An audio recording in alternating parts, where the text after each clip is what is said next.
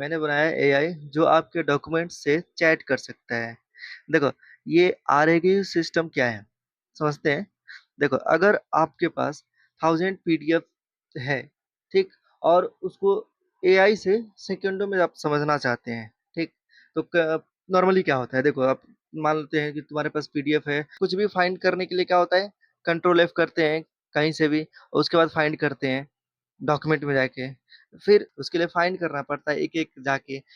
तो यही प्रॉब्लम को सोल्व करने के लिए मैंने जस्ट एक एआई का यूज करके, देखो वैसे तो मैंने कई सारे डिबगिंग और आर एन डी किया हुआ है इस पे। तो वो सिस्टम क्या है कि जस्ट आस्क ए क्वेश्चन और इंस्टेंट आंसर, कोई बड़ी बात नहीं, ठीक? तो कंपनी के पास हजारों डॉक्यूमेंट होते हैं और कोई क्विक तरीका नहीं है उनके पास कि जैसे कि एचआर पॉलिसी हुई, हैंडबुक हुआ, लीगल कॉन्ट्रैक्ट हुआ, इनवॉइसेस हुआ, या फिर रिसर्च हुआ। देखो, क्या है, अभी क्या करंट रियलिटी क्या होती है कि एम्प्लॉय मैनुअल सर्च करता है, या दूसरे एम्प्लॉय को डिस्टर्ब करता है, पूछता है उससे। फिर प्रॉब्लम क्या आती है कि हमेशा स्क्रॉल स्क्रॉल स्क्रॉल और उसके बाद फ्रस्ट्रेट होना, मतलब मजा नहीं आता। देखो, यही गैप है। एआई भी तब तक हेल्प नहीं कर सकता जब तक आप उसको कोई डॉक्यूमेंट का नॉलेज ना हो, ठीक? मान लेते हैं कि अपने पास एक चैट जीपीटी है, या फिर क्लॉड है, या फिर जेमिनी है। इनके पास हम चैट करके कुछ भी पूछ सकते हैं। तो उनके पास वही डेटा होगा जो इंटरनेट या फिर ऑलरेडी जो एलएलएम प्रोवाइड किया होगा, ठीक?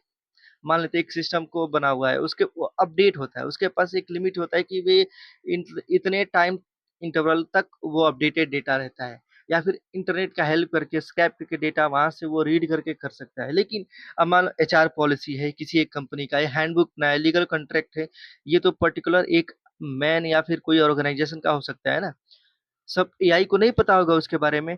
तो यहीं पे ये आरएजी सिस्टम आता है। इसके हेल्प से हम एक एआई बना सकते हैं, चैटबॉट बना सकते हैं कि वो केवल उस डॉक्यूमेंट को रीड करके आंसर करे, ठीक? देखा, R A ji I Q क्या है, मैंने ऐसे R A ji I Q नाम दिया है। इसमें क्या है कि कोई भी डॉक्यूमेंट अपलोड करो और क्वेश्चन आस्क करो, एक प्रोजेक्ट बना के बस। उसके बाद सीधे तुम्हारे रिसोर्स से, तुम्हारे सोर्स से वो आंसर दे देगा। डॉक्यूमेंट कुछ भी हो, पीडीएफ हो, डॉक टाइप हो, या टीएक्सटी फाइल हो, एमडी फाइल, सीएसवी फाइल, कुछ भी हो, क्वेश्चन, बस क्वेश्चन अपलोड करके अपना डॉक्यूमेंट वहां पे क्वेश्चन पूछ। सब कुछ इतना स्मूथ नहीं, देखो मेन है इसमें कि सब कुछ इतना स्मूथ नहीं था।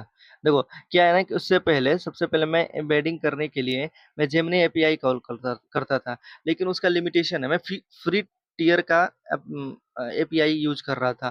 तो उसमें क्या लिमिटेशन करता है कि एक साथ में मतलब 100 रिक्वेस्ट से ज्यादा, 100 चंकिंग से ज्यादा नहीं कर सकते हम, भेज एम्बेडेड फॉर्म नहीं कर सकते हैं हम। तो क्लाउड एम्बेडिंग यूज करता था, तो उसमें रेट लिमिट आती थी, ब्लॉक हो जाता, प्रोजेक्ट इंस्टॉल होता था, मतलब रुक जाता था।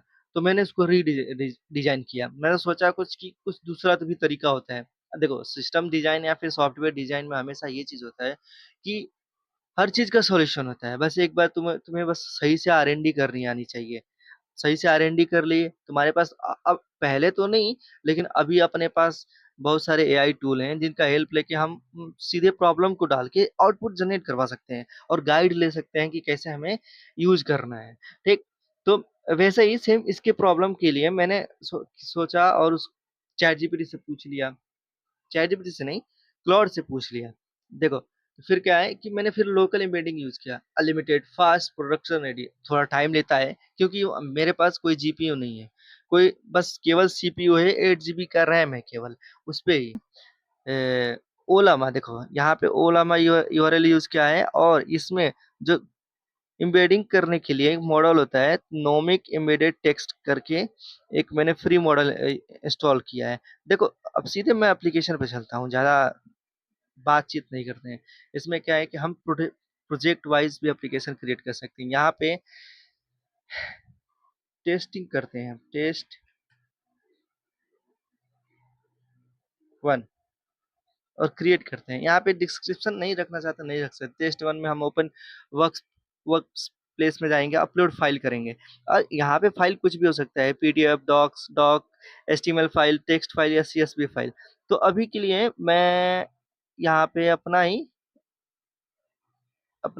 ये सीवी डालूंगा, ठीक? और इसको डालने के बाद मैं अपलोड कर दूंगा। ये अभी प्रोसेसिंग हो रहा है। ठीक। अब मैं यहाँ यहाँ से हम देख सकते हैं कि देखो यहाँ पे जो प्रोजेक्ट चल रहा है उसका लॉग्स कैसा है कि रेडिस है, फिर यहाँ पे प्रोजेक्ट क्रिएट हुआ, उसके बाद start memory in case fallback processing the document, ये तुम्हारा डॉक्यूमेंट के लिए प्रोसेसिंग हुआ, पासिंग डॉक्यूमेंट और जनरेटिंग, ये फिर लामा हुआ immediate check across one batch. और ये देखो successfully generated 3 local embedded in 3280 millisecond via Ollama. देखो कितना जल्दी, मतलब इतना मिलीसेकंड में उसने चंक इम्बेड इम्बेड करके वो रिटर्न कर दिया और अपना डॉक्यूमेंट भी अपलोड हो गया है। हम यहाँ से रिफ्रेश करेंगे तो देखो स्टेटस इसका कंप्लीटेड होगा। अब मैं हम इसी चैट से यहाँ पे क्वेश्चन पूछ सकते हैं कि what is the name of person in the doc. यहाँ पे क्वेश्चन पूछते हैं तो देखो ये क्या करेगा, the name of person in the document Abhishek Pandey. देखो ये तुम्हारा सोर्स है, सोर्स से निकाल रहा है। और फिर तो अब मैं पूछता हूँ कि व्हाट आर द स्किल। और ये जैसा कि सीवी है तो सीवी में फिर देखो यहाँ पे देखो ये कितना स्मूथ तरीके से सीधे मेरे जितने भी स्किल हैं वो सीधे यहाँ पे वो आउटपुट दे दिया। एडिट भी कर सकते हैं। हाँ एक और चीज है, यहाँ पे हम डॉक्यूमेंट अपना डेटाबेस कनेक्ट करके उसको इंपोर्ट कर सकते हैं। फिर सेम अपने पास डेटाबेस वहाँ पे ऐड हो गया, यहाँ पे डेटाबेस कनेक्ट सकते हैं, उसका एक कलेक्शन भी नेम कर सकते हैं या फिर पूरा डेटाबेस भी हम यहाँ पे इंपोर्ट कर सकते हैं। इंपोर्ट करने के बाद भी हम उसका यूटिलाइज कर सकते हैं।